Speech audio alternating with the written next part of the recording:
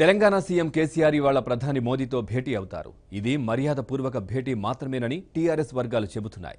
మరోపక్క ఢిల్లీ పర్యటనలో భాగంగానే మంత్రివర్గ విస్తరణపై కేసీఆర్ పలువురు టీఆర్ఎస్ నాయకులతో చర్చించినట్లు సమాచారం.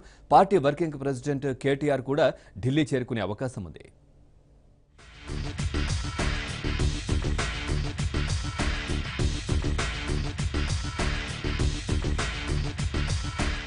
ఢిల్లీ పర్యటనలో ఉన్న తెలంగాణ ముఖ్యమంత్రి కేసీఆర్ ఇవాళ బిజీగా గడపనున్నారు.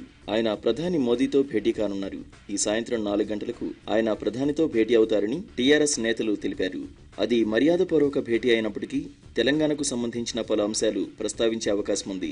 మరోవైపు ఎస్పీ, బీఎస్పీ అధినేతలు అఖిలేష్, మాయావతితోనూ కేసీఆర్ సమావేశమవనున్నట్లు చెప్పారు. వీరితో పాటు కేంద్ర మంత్రులు రాజ్నాథ్ సింగ్, నితిన్ గడ్కరీ, రవిశంకర్ ప్రసాద్, అరుణ్ జైట్లీలతోనూ సమావేశమయ్యే అవకాశం ఉందని వివరించారు.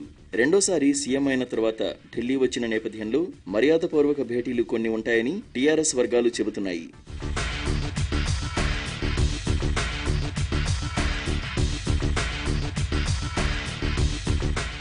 నేతలందరినీ ఇవాళే కలిసే అవకాశం వస్తే కేసీఆర్ రాత్రికే తిరిగి హైదరాబాద్ వచ్చే అవకాశం కూడా ఉంది.